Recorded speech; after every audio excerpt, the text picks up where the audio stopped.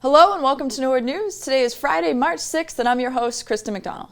Tuesday night, residents of Norwood hit the poll booths to cast their votes in the presidential primary election. Ballots for the Democratic, Republican, Libertarian, and Green parties were available. 44% of registered voters came out to vote, and most votes were cast for the Republican and Democratic candidates. President Donald Trump received 88% of the votes for the Republicans, and the Democrats were led by Joe Biden with 38% and Bernie Sanders with 23% of the votes. This past weekend, the Norwood Light Department held its official ribbon-cutting ceremony for their new building on Access Road. The building of this new state-of-the-art facility began in December of 2018 and was finished a year later in December of 2019. Paul Bishop, chairman of the Selectmen, spoke during the ceremony. This is a long time coming, and it's well-deserved, and I'll tell you why. The Light Department has been in existence since 2007. In 1928, they moved to Central Street, and they've been there ever since. And it's time for a new building, and these people have worked very hard to get that new building. We are a competitive business, as you well know, and I won't mention the other people who are competitors, but when it comes to electricity, the three major competitors, we are the cheapest. When it comes to cable rights, the three competitors total, we are the cheapest. Beyond that, more importantly to me, we have the best service. When we have hurricanes, rainstorms, snowy weather, all kinds of storms and inclement weather, the crews are out there getting our job done. When our power goes out, they measure that outage by minutes, not hours and days like they do in some towns. So I cannot say enough about the men and women who work in this building and get that job done every single day. New England Patriots defensive end Chase Winovich surprised students at NHS Wednesday morning and launched a new grab-and-go breakfast cart. This cart was funded through a grant by the PepsiCo Foundation on behalf of its Healthy Living program. In addition, the NFL, New England Dairy Council, Gen Youth Foundation, and Tully Farm Dairy all participated in this program. It's not every day that students walk into Norwood High School at 7:30 in the morning and are greeted by a New England Patriots player handing out free food and posing for pictures. But that's what happened this morning when a new grab-and-go breakfast cart made its debut in the main lobby. The cart was funded by a grant that provides students a fast, healthy way to start their day. Hi, today we're here because Norwood High School just received a breakfast cart thanks to the Gen Youth Foundation and its partnership with the PepsiCo Foundation Ready Move Step. This breakfast cart is very important for Norwood High School to encourage their students to start their day with a healthy breakfast so they're ready to learn and they can concentrate and do better in school. We are here with Stacy's Pita Chip Company, part of PepsiCo Foundation. We're very excited to be at Norwood High today, giving away healthy snacks to all the students here. This is a great opportunity to be here today, and we're very excited. Also, part of this initiative is Fuel Up to Play 60, a partnership launched by the National Football League, the National Dairy Council, and local New England dairy farmers. I'm here today to represent the New England dairy farmers and kick off the new breakfast cart here at Norwood High School. I'd like to thank the NFL and PepsiCo and everybody else involved for this great opportunity and wish them the best of luck. For New England Patriots player Chase Winovich, it looked like he was back at high school and having as much fun as the students. As a professional athlete, Chase recognizes the importance of a healthy diet. So today I'm here to support healthy nutrition and encourage kids to eat breakfast every day and properly fuel up, and then eventually to play 60 each and every day. Nutrition is absolutely vital to my success as an athlete, and it's really a pillar which everything else is built off of. It was a great experience being around the high school kids in Norwood High. You could just see the energy and the enthusiasm they had for learning and eating breakfast. I had a great time today, and I think they did as well. So looking forward to my return visit and encouraging other people along the same lines to eat low-fat milk and encourage healthy habits such as eating breakfast. Chartwell's and Norwood Food Services was excited to receive the grab-and-go cart and support students living happy and healthy lifestyles. They came and we celebrated the kickoff of our new cart, gave out samples, took pictures with the kids and the faculty. So we're just very excited to kick off this new program. It's going to offer those grab-and-go options, make it very easy for you to grab and take what you want for breakfast, just making sure you fuel your day and start it the right way. Because of the generous support of all of these organizations, This new grab-and-go breakfast cart will provide Norwood High School students a healthy start to their school day, which will help with their ability to learn in the classroom. Stay tuned after this break for more town news.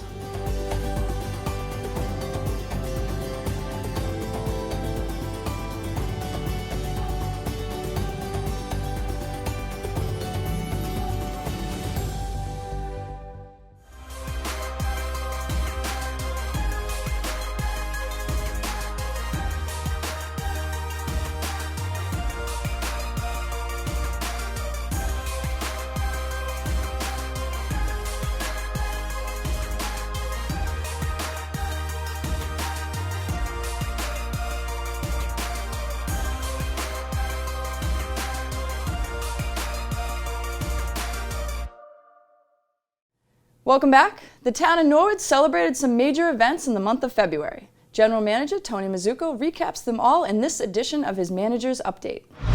Hi folks, General Manager Tony Mazzucco here, coming to you with my monthly update. I first want to talk about the coronavirus for just a moment that you've all heard a lot about in the news. I encourage everyone to check out the town's Board of Health website, the state's Department of Public Health website, and the Center for Disease Control website for the most accurate and up-to-date information. The Department of Public Health will be bringing regular information and updates to the public on issues as they become aware and as you need to know about them. So I just encourage you to follow these official sources for information as we get out information on how to protect the public. And as always, some of the best ways you can protect yourself is simple as washing your hands for 30 seconds with warm water and soap, making sure you cough into your elbow. We call it the vampire cough. And just practicing good hygiene and good cleaning. We want folks to prepare, but not panic, and focus on facts and not fear. So follow the Department of Public Health, the Centers for Disease Control, and the state's Department of Public Health. Norwood Light celebrated the opening of their new facility on Access Road. Over 150 residents showed up for the ribbon cutting and took tours of the facility. We have some retirements to announce. Chris Griffin is retiring after 47 years with the town of Norwood. We also have Lee Kennedy, who has served the town for over 25 years, and Linda Laritis, who has served us for over 25 years as well. While we're always sad to see longtime dedicated employees retire, we thank them for their many years of service and wish them well in their retirement. We're in the midst of budget season here at Town Hall. There will be a number of Finance Commission, budget balancing, capital outlay, and other meetings as we prepare a budget for town meeting to vote on for the next fiscal year. Overall, it appears to be a stable budget year with the town making good progress on many of its financial goals. Many town officials participated in Read Across America Day, reading at schools throughout town, including St. Catherine's and all the various elementary schools. Thanks to those officials for doing that. Student Government Day was this month with several dozen students from Norwood High School participating in this decades-long tradition. Students were paired with various town officials and learned about their roles and took tours of town facilities, and then returned to the police community room where they had a mock town meeting, which included a spirited debate on spending $1,500 that had been raised through the civics breakfast. The items the students decided on are actual purchases that the town will make on their behalf. Kudos to the students and officials for participating in this great annual program. Kudos to John Carroll, who started the program over 40 years ago. It's election season here in the town of Norwood. We're happy to report strong numbers for early voting and for the presidential primary, and we're happy to see many first-time voters in the town of Norwood. The town election is on April 6th, and we encourage everyone to go out and vote. The gym isn't for everyone, so if you're looking for a fun and low-impact way of getting a great workout in, you can find it right here in Norwood. Brian Dunn talks to Caitlin Caulfield on this week's Living Local. Tucked away at 650 Washington Street is a small studio space where you can find Plie Bar, a ballet-inspired workout that owner Caitlin Caulfield has been teaching in Norwood the last few years. Plie Bar Studio is a bar studio primarily. We also offer yoga and cardio classes 7 days a week. We have classes early mornings and in the evenings. Bar is a multi-level fitness class that's low impact that combines elements of ballet, Pilates, yoga, and traditional strength training. We use lighter sets of weights like 2-3 pounds at most so that we can move in high repetitions of small movements. Plie is not your average workout. A class at this Norwood studio is typically 60 minutes, low impact, but high in energy and fun. A typical class is 60 minutes and it is entire body. We'll start on the mat, we'll go through some mat work with arms, a little bit of glute work. We'll head to the bar halfway through, stretch, and then we'll go through some leg exercises, returning to the mat to finish out for ab work.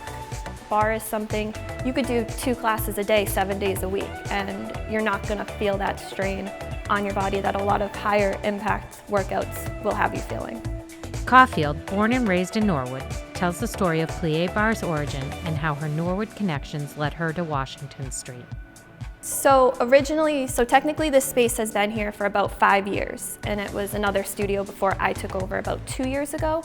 I was a client here. I absolutely loved bar. I was certified in it, and when the other owner decided to close the shop, she asked if I would be interested in taking it over so she wouldn't have to sell everything, and it was on my track of where I wanted to go, so it was perfect timing. What makes Plie Bar special is not only the workout, but the Norwood community that participates and shares the love of bar and the studio. I think that's actually one of my favorite things about this space is we're just a big community. We all support each other. I know people who come in, and then even if I don't know somebody, within a day or two of them coming here, there's some sort of a connection here in Norwood. We know everybody knows each other. So it just feels like a big family when you come in. As a small business owner herself, Caulfield explains the importance of getting to know other businesses in the community. Just go around, talk to other business owners.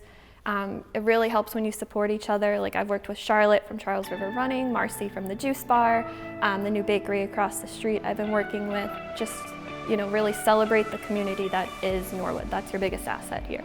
You can find Plie Bar on Facebook and Instagram by searching Plie Bar Studio. Stay tuned after this break to find out what is happening in your local government.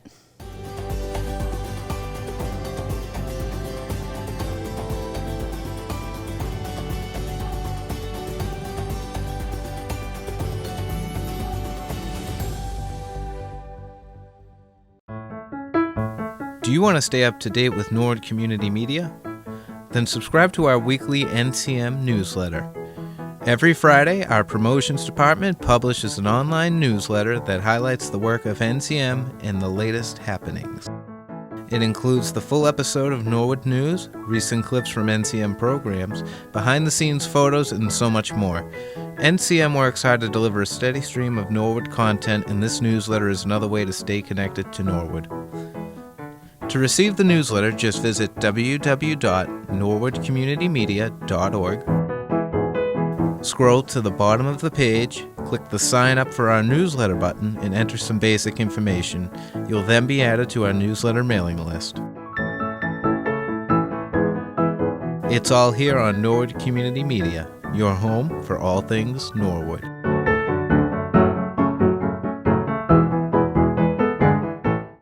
Welcome back to Norwood News. At Monday's Finance Commission meeting, the school department's representatives, as well as the town's representatives, were on hand to present their budgets for the upcoming 2020-2021 year. The school department explained that their budget increased by 3.5% from last year. All right, so looking at our preliminary budget without out-of-district tuitions, without any staff additions, it would be $47,367,927.90. Should round up, but that's okay. And comparing that to that baseline, as I just described, that would be a 3.5% increase. So apples to apples, if we take those drivers out of the equation, it's a 3.5% increase. The school department also explained that the ELL program went up 28% by 2018, and the SPED program increased by 1.17%. Tony Mizuko was also there to present the town manager's budget that was approved by the board unanimously. The Finance Commission will meet again on Monday, March 9th. Sigal Reese returned to the Board of Selectmen on Tuesday night, along with Assistant Health Superintendent Stacy Lane. The two officials briefly updated the board on the status of the coronavirus in the United States and presented a public service announcement detailing the virus. The Board of Selectmen also discussed upcoming town meeting articles. The Board of Selectmen will meet again on Tuesday. The Townwide Budget Balancing Committee met this past Wednesday in Town Hall. One of the main goals of this meeting is to review the first pass of the FY 2021 budget. Tom McQuaid discussed general insight on the first pass budget, and the board discussed and ultimately approved a certain direction on how to approach next year's budget. That being said, what this does do is it frees up about $500,000 in the shared cost budget. We moved the indirects last year. We made one small adjustment to it this year. That's done. This year we're moving the pension. The proposal is to try to get there in 5 years. We'll do health insurance over the next 2 years, and then the final number will be sort of the workman's comp and the insurance numbers.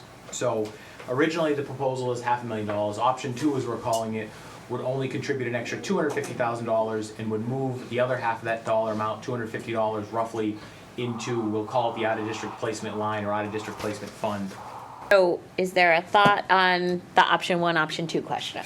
Move we endorse option 2. All right, is there a second? I'll second. All right. Any further discussion? All right, all in favor? Aye. Aye. Unanimous. The next Budget Balancing Committee meeting will be March 17th. The Conservation Commission also met that same evening. Chris Hirsch of the Neponset River Watershed Association began a discussion of the removal of the Millpond Dam for the purpose of restoring Trap Hole Brook. The board debated issues with stormwater runoff and implications with the Rivers Act. Further details were brought to the table, including homeowners, whether or not trout can live there, and wheelchair access for fishing. The board signed documents to move on to the next phase of the project. The next Conservation Commission meeting will be in the upcoming weeks. For complete government coverage, tune into the NCM Government Channel or watch it on demand at norwoodcommunitymedia.org. Stay tuned after this break to find out what is happening in your schools.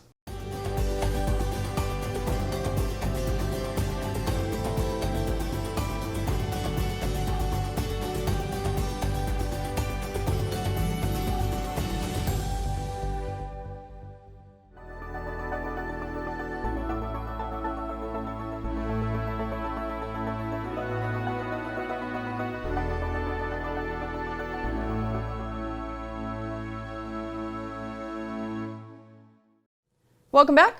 Now we're going to toss it over to our Norwood Schools reporter to find out everything that is happening in the Norwood Public Schools. Hi guys, I'm Audrey Scafati, and let's take a look at some activities happening in our Norwood schools this week. Norwood High School and the Norwood Police Department have teamed up again to give to the students and make the prom glamorous for everyone. They're collecting dresses, suits, ties, jewelry, shoes, bags, gift cards for hair, makeup, and nails. There will be 2 collection dates, Saturday, March 7th from 8 a.m. to 12 behind the police station, and Wednesday, 11th from 4 to 7 at Norwood High School. You can also donate at the end of any school day from 2:30 to 3:15. Please contact Carrie Quinn, Cindy Durain, Jen Bradley, Caitlin Notapart, and Officer Jen Hoyle for more information. At the Coakley Middle School, to help celebrate Read Across America Week, students decided to wear mismatched socks and shoes. Not only that, they decided to celebrate by having Hat Day.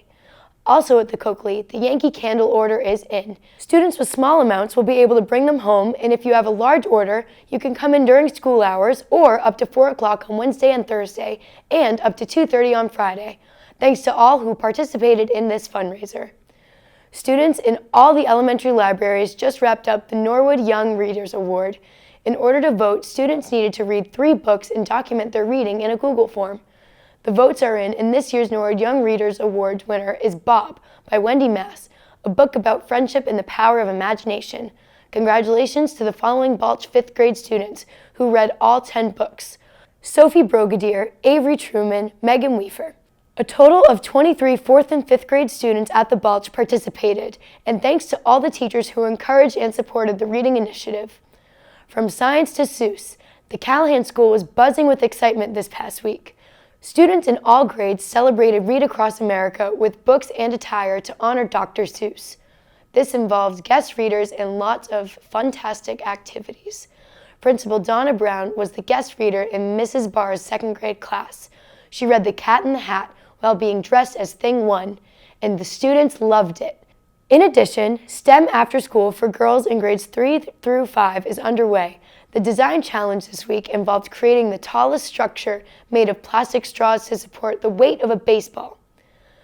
The Cleveland School also celebrated Read Across America Wednesday with student readers from grades 3, 4, and 5 visiting and reading aloud picture books to all classrooms. They did a fabulous job promoting the joy of reading. 4th graders at the Cleveland enjoyed a Skype visit with picture book author Nancy Chernin. Chernin shared her passion for writing biographies on relatively unknown subjects who never gave up on their dreams. There was musical book madness at the Cleveland this week as students school-wide had the chance to try out new titles. Students marched around as music played. Once the music stopped, everyone sat down and read until the music started again. Let's take a look.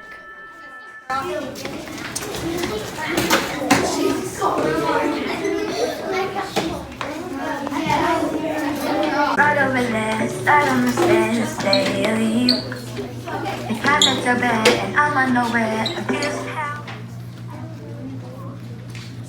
That is a great activity. I would have loved doing that. Way to go, Cleveland School.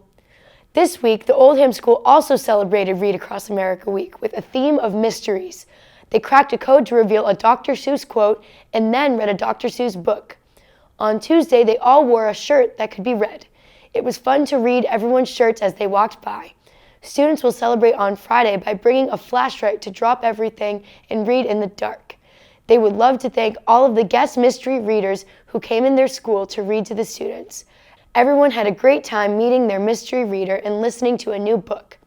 Also at the Oldham, the students sure were happy this week, and Norwood Food Service team stopped by to kick off their new Mood Boost program. Students got to sample a citrus chickpea salad that helps start to make connection between mood and food. Chickpeas and legumes contain the mineral magnesium, which balances feel-good brain substance. This new program is all about creating opportunities for students to experience new food in the cafeteria and to create an environment where students will be motivated to try the Mood Boost food of the day. The food service team is exposing them to a healthy eating pattern that will make them happier and healthier during their school years and beyond. At the Prescott, Principal Brian Riley stopped by Mrs. Boulet's first grade class to hear students read their animal research books. Students researched topics and demonstrated so much new learning through this project. He also visited our 3 second grade classes for math and observed amazing station rotations, happening with small group targeted instruction. And finally, in extended day news, another reminder that registration for next year will take place online on Monday, March 9th. Well, that's it for school news. There was a lot of reading going on this week throughout all the grades in every school, and thanks to the teachers who helped encourage the importance of reading. There is something interesting happening in our classroom and schools every day, and thanks to all the educators who share their news with us. Now, let's go to Brian Dunn for the latest sports news.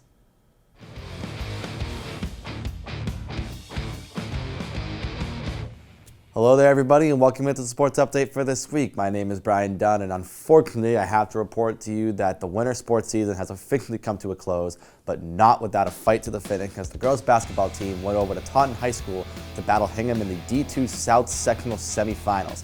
Hingham jumped out to an early lead in the first quarter, but Norwood crawled their way back with good defense and three-point shooting, including a parking lot pull-up from Allie Steves all the way at the scorer's table. Incredible way to end the first half for Norwood as they continue to battle defensively, but Hingham was just a shot or two better this time around, and Hingham wins and moves on to the finals 62-57. Congratulations to the girls basketball team on an incredible season. And as I mentioned, obviously, the winter season comes to a close, but not until we look toward the future as well. Members of the coaching staff and players from both boys and girls hockey were able to get a sneak peek at the new Skating Club of Boston rink that is set to open its doors come next winter. And one final bit of sports news coming out of the rec department. The Floor Hockey League Championships were played this past week. As you know, a very, very strong tradition here in Norwood. And congratulations to the Rampage, your Squirt Floor Hockey League champions, winning by a score of 4-1. We look forward to seeing that name on the rafters soon. And that'll do it for sports this week. Just a reminder that all of our MIAA tournament coverage, including boys hockey, girls basketball, and girls hockey, is now live airing on our channels and will be available on demand on our website and on YouTube. Thank you for watching, and Kristen, back to you. Thanks, Brian. This past Sunday, Together Yes hosted a discussion called Artisans, Coral Reefs, and Hyperbolic Geometry. The program was an introduction to the installation of a coral reef display at the library, which was designed by artist Marge Courget. Susan Clare of Together Yes describes the event. And we threw a special event today for the community in Norwood, which is a display of a coral reef by artisan Marge Courget. This coral reef is entirely crocheted. It focuses on the environment and the danger our coral reefs are in worldwide. It focuses on mathematics and theories in mathematics that have been used by crocheters for years. Though they didn't know the math behind it, they knew how to do it. And these techniques were actually used in the making of this coral reef. Raising awareness about the problem our ecosystem is in is always important. It almost doesn't matter what we do economically, socially, or politically if we die first. We have to preserve the earth, and that is going to take awareness by a lot more people. Just a reminder to residents that next week is a busy week in town government. We will be covering 9 meetings throughout the week, so tune into the NCM Government channel for complete coverage. Also, with St. Patrick's Day right around the corner, there will be a number of celebrations happening around town. On the 10th, the Senior Center will be hosting its annual St. Patrick's Day luncheon. Tune in to next week's newscast for the coverage. Well, that's all for Norwood News. To stay up to date with Norwood Community Media, follow us on Facebook, Twitter, and Instagram. As always, thank you so much for watching. Have a great weekend.